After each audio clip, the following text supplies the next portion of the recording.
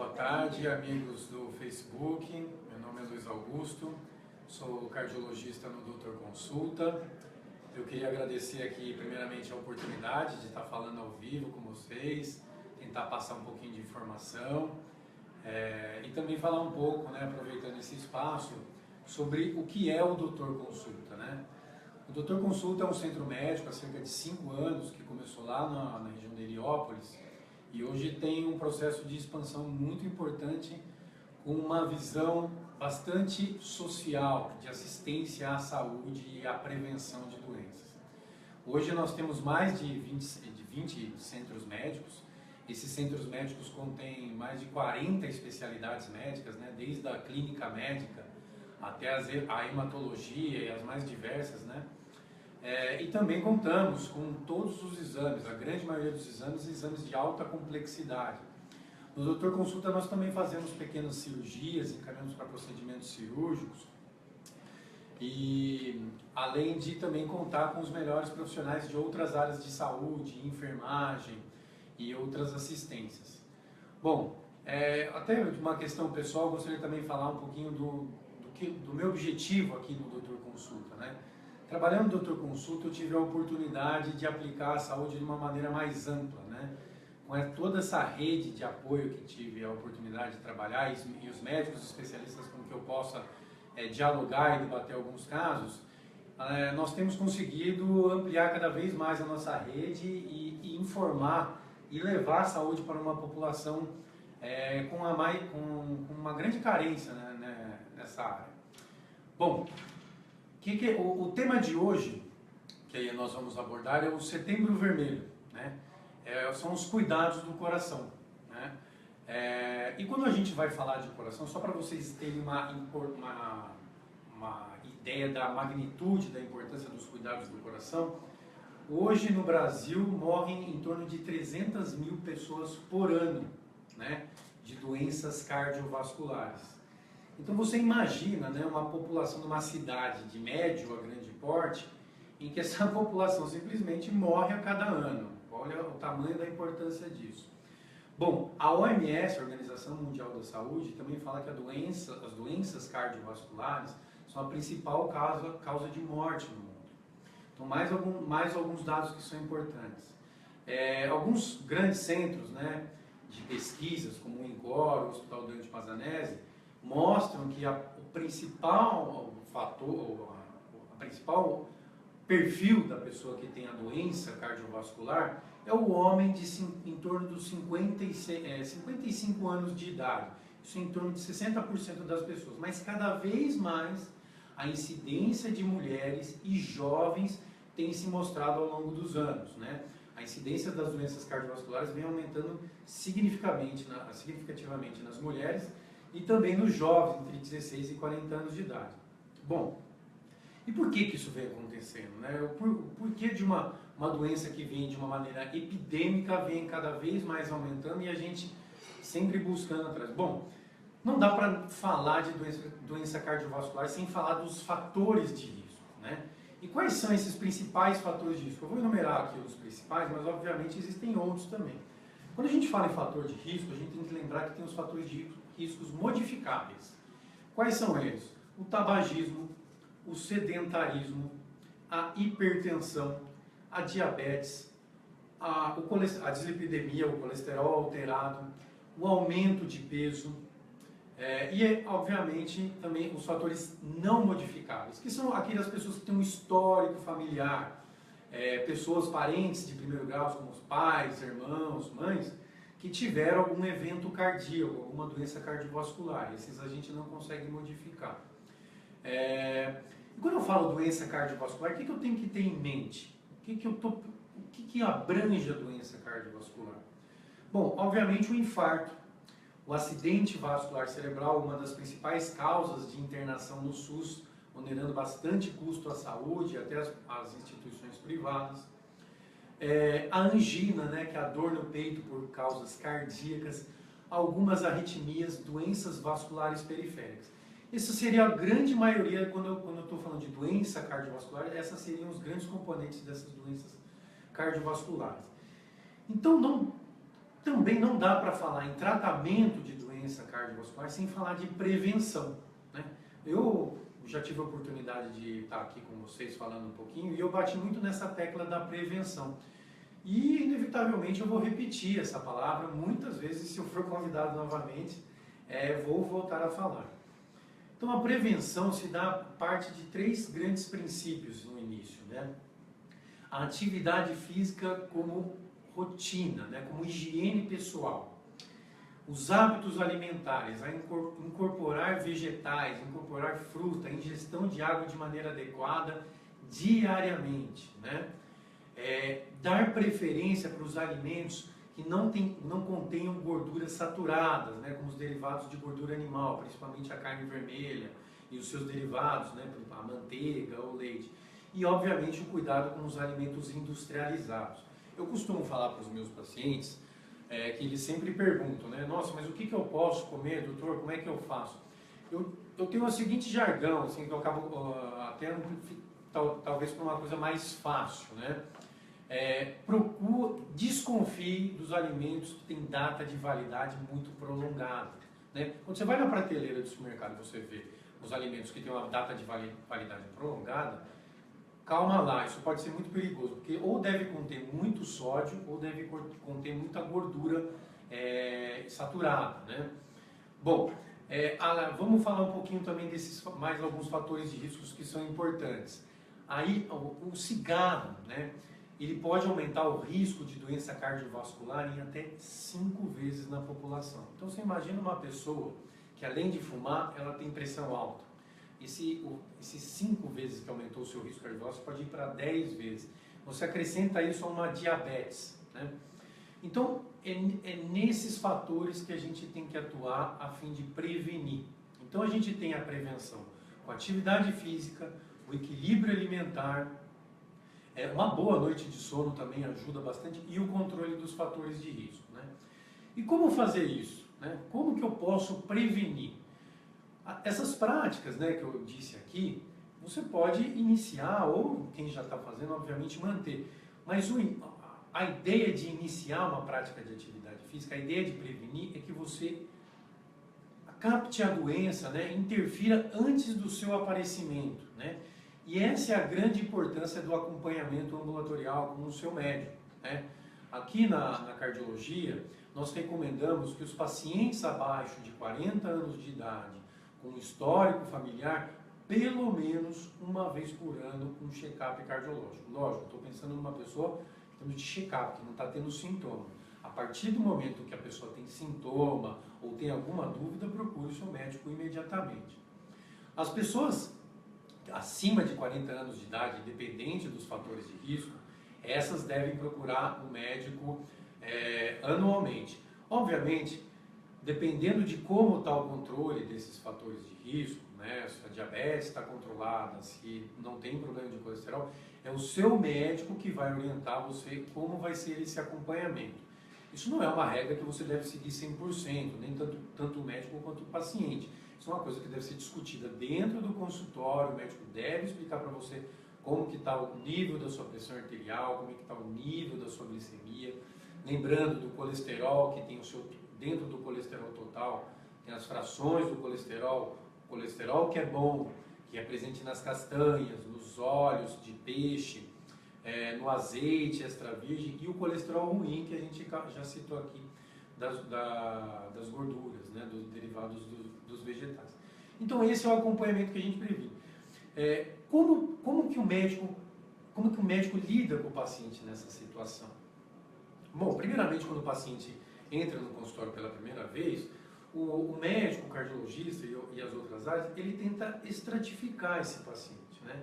Através de uma coleta de história clínica, dos sintomas dos pacientes, do seu histórico familiar, ele vai traçar um perfil desse paciente, que é o que a gente chama de risco cardiovascular, né? O risco cardiovascular ele é dividido em baixo, médio e alto risco cardiovascular.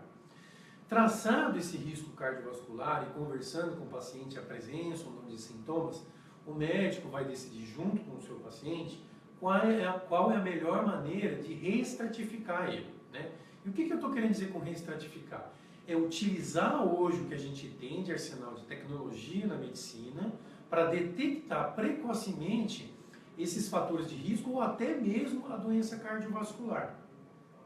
Então, eu vou citar aqui alguns exames que são importantes no paciente, mas logicamente respeitando a decisão do médico e até a condição do paciente em realizá-los ou não. O teste ergométrico, ele é um exame que você é monitorizado com um eletrocardiograma, você começa iniciando uma caminhada na esteira, é atingido níveis elevados de frequência cardíaca e pressão arterial, o paciente chega num grau muito próximo à exaustão física e tudo isso é analisado no monitor. Não só como ele se comporta durante o esforço, mas como ele se comporta na recuperação. O ecocardiograma, que é o ultrassom do coração, qual é o objetivo desse exame? As principais informações desse exame é ver o tamanho do coração, a funcionalidade das válvulas cardíacas e a força de contração desse coração. Bom, também temos o eletrocardiograma, onde avalia a atividade elétrica do coração. É um ótimo exame de screening, ou seja, de triagem. É um primeiro exame inicial que pode dar bastante informações para o médico em como deve conduzir o caso do paciente. Os exames laboratoriais para avaliar função renal, glicemia, que é a diabetes, o colesterol, que eu estava falando do total e suas frações, o triglicérides derivados da farinha de trigo, também a função renal e o ácido úrico também tem valor importante nessa avaliação. Bom, quando eu estou falando de doença cardiovascular, vale a pena eu explicar um pouquinho como é que funciona essa fisiopatologia, como é que é esse mecanismo da doença. E o principal fator é a placa aterosclerótica. Meu Deus, o que é placa aterosclerótica? Placa aterosclerótica, no jargão popular, no termo comum, é a plaquinha de gordura que se deposita na sua artéria. E muita gente acredita que isso acontece nessa idade que eu comentei aqui com vocês, em torno dos 50 anos, talvez 60 anos da mulher. Muito pelo contrário. Esse é um processo que se inicia lá na sua infância. Então, as manifestações da doença que estão acontecendo nessa faixa etária de 50, 60 anos de idade, na verdade, elas começaram a acontecer muito lá na sua infância, antes dos 10 anos de idade. E essa plaquinha de gordura, o que acontece? Por esses hábitos de vida inadequados, né? O sedentarismo, o sobrepeso, o cigarro, a diabetes, né? Essa placa de gordura que ela foi se depositando ao longo do tempo, ela começa a acusar algum grau de obstrução, um grau de obstrução que chega a ser significativa. Essa obstrução, essa plaquinha de gordura, por determinados mecanismos, seja o descontrole, aí já numa faixa etária mais elevada, esse descontrole de uma diabetes, um pico hipertensivo, o próprio cigarro, faz com que essa placa ocorra um processo inflamatório, ocorra uma ruptura dessa placa. Então aquela plaquinha de gordura que estava na artéria, ela se rompe e toda aquela gordura entra em contato com o sangue. Isso gera um efeito cascata em que o sangue começa a ficar mais espesso e ocorre trombose. Eu costumo também falar para os meus pacientes que aquela casquinha de fio, quando você faz um machucado na mão, que sangue faz aquela casquinha, esse mecanismo é o mesmo que está acontecendo dentro da sua artéria quando acontece um infarto ou um derrame. É isso que está acontecendo no seu sangue. Poxa, então, né, como que eu devo evitar isso? Com tudo isso que eu estava falando aqui para vocês. A atividade física, né, a ingestão de frutas e alimentos, né, os vegetais, dar preferência para os alimentos com pouca gordura saturada, esse já é o primeiro passo. Além dos controles dos fatores de risco naquelas pessoas que tem. A gente vai começar agora a ir para as perguntas e no meio tempo, se vocês tiverem alguma dúvida pelas perguntas, eu vou entrando com mais alguns temas que eu acho importante abordar. Vamos lá. O João Pedro Ramos fala assim: doutor, com que idade é importante começar a fazer exames, já que a minha família tem histórico de doenças do coração? Muito bem, ó. Pedro, se a sua família tem histórico de doenças do coração, e você tem menos que 40 anos de idade, se você não tem nenhum sintoma, se você é uma pessoa que está se sentindo bem, eu sugiro que pelo menos uma vez no ano você vá ao cardiologista.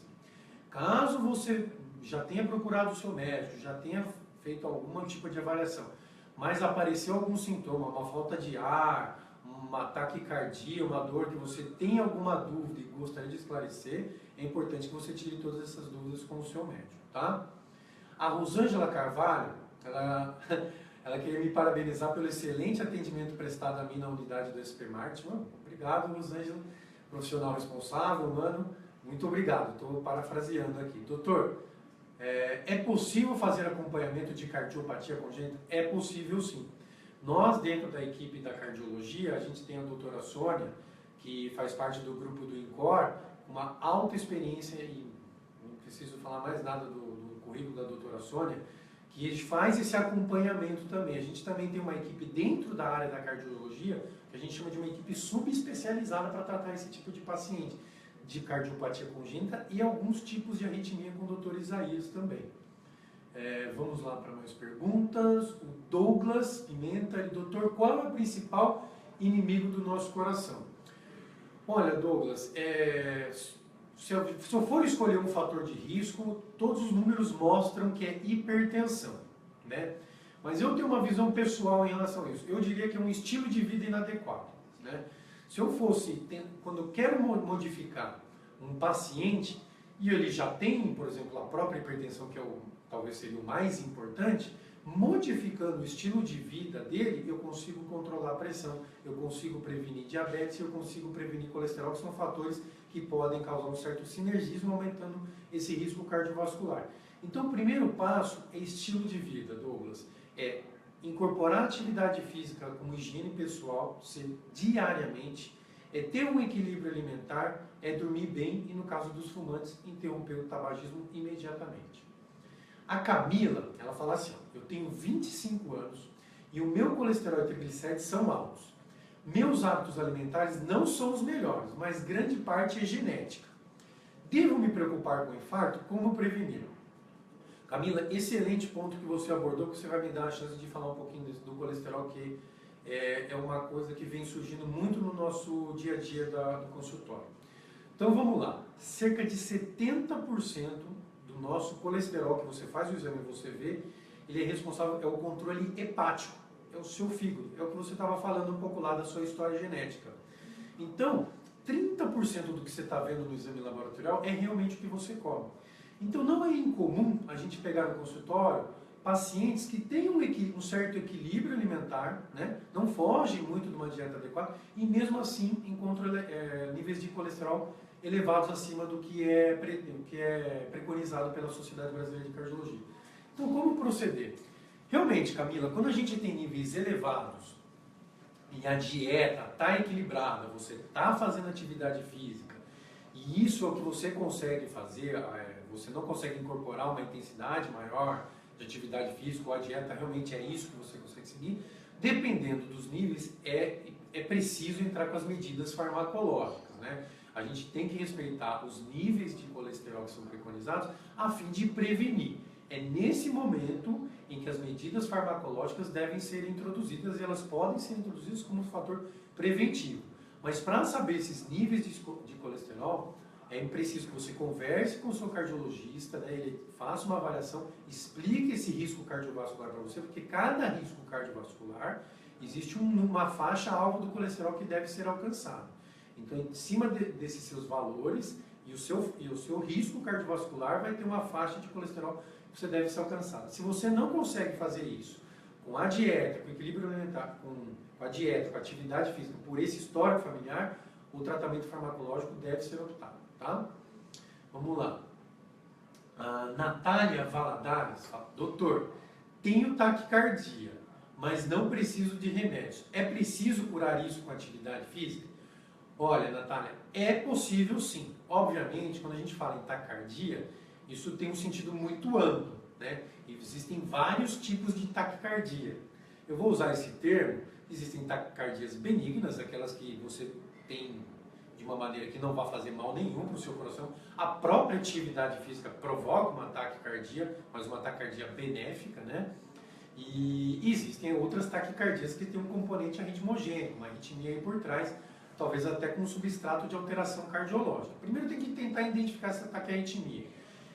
Identificada a taquiarritmia, você tem que ver esse comportamento. Se for dessas taquiarritmias que são comuns, as benignas, que grande parte da população tem, eu mesmo já experimentei alguns episódios, a atividade sim física traz muito benefícios, muito mesmo. E vários tipos de atividade físicas podem ser feitas, existem vários tipos de treinamento a fim de prevenir isso. Um dos treinamentos que a gente orienta alguns pacientes que já estão mais habilitados à prática de atividade física, são aqueles treinamentos mais escalonados, em que você intensifica bastante a atividade física num período de tempo e abaixa um pouquinho, mantém ainda uma atividade física mais baixa. E aumenta e abaixa, aumenta. Isso treina o seu coração a retornar os batimentos cardíacos de uma maneira mais harmoniosa, mais gradativa. Você vê que essas taquicardias tendem a normalizar com o passar do tempo. Não é um processo que melhora da noite para o dia, mas é um processo que tem bons resultados ao longo de alguns meses, tá? A Anne Marcela fala assim, doutor, existe idade mínima para passar com o cardiologista?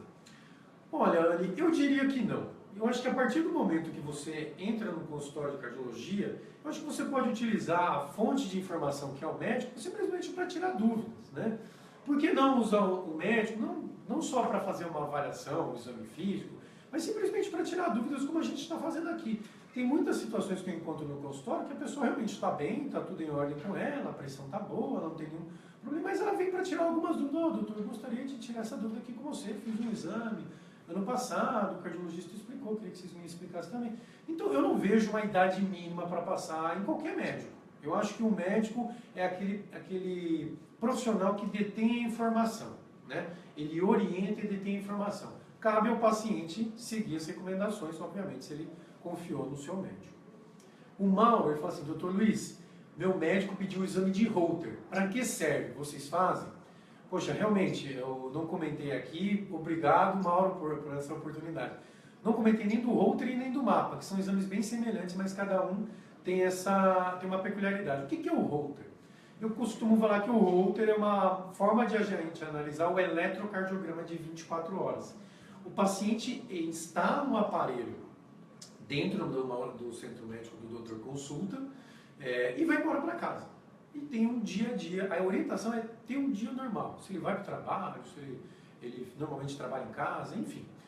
E ele vai estar com esse aparelho durante 24 horas, né? Tanto para dormir, né, quanto o seu dia a dia. E volta no outro dia no doutor consulta para tirar esse aparelho. Durante essas 24 horas é analisada todas as possíveis arritmias, que tipos de arritmias, como se comporta a frequência cardíaca dele durante o dia, como se comporta no sono, que é bastante importante. Bom, então, além do Holter, o mapa, né, bem semelhante ao Holter, só que o mapa é para ver a pressão arterial.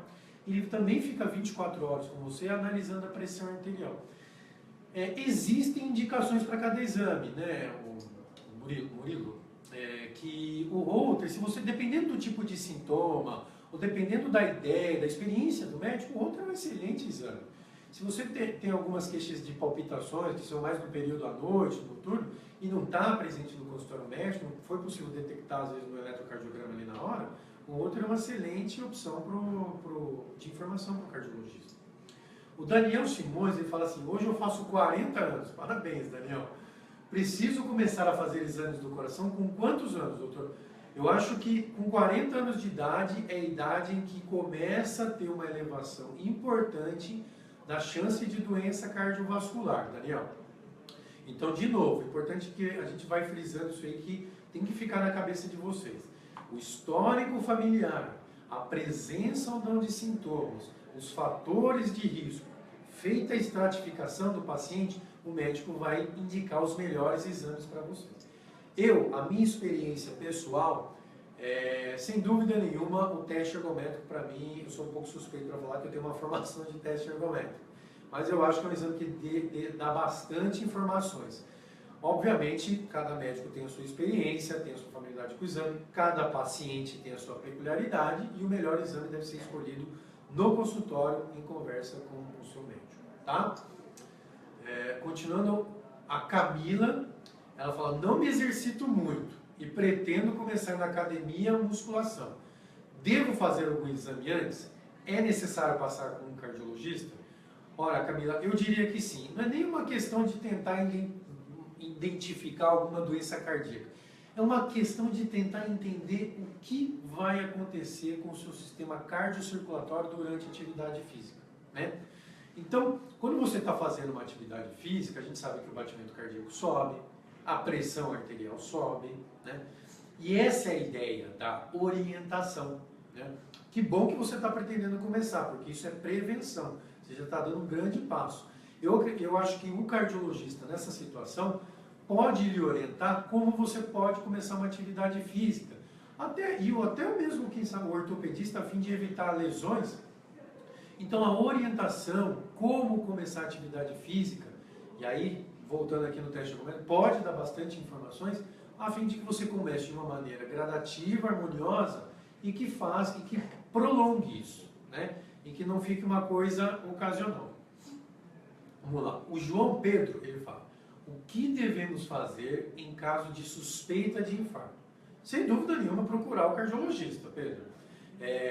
Vamos falar um pouquinho de alguns sintomas que podem simular um infarto, para que as pessoas possam identificar. O infarto é aquela placa de aterosclerose, a plaquinha de gordura que eu estava falando para vocês, né? Então, quando ela adquiriu uma obstrução importante por algum acontecimento, algum mecanismo, essa obstrução começou a se romper ou ficou muito aumentada, alguns sintomas podem aparecer. Quais são os principais? A característica da dor, da angina, da dor de infarto, é aquela dor opressiva. É a dor que aperta, é a dor que queima. Ela normalmente está relacionada ao esforço físico, né?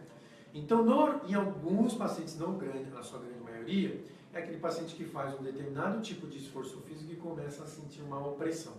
Às vezes essa opressão, essa dor pode irradiar para o braço esquerdo, pode vir acompanhada com náusea, né, sensação de que vai vomitar, falta de ar.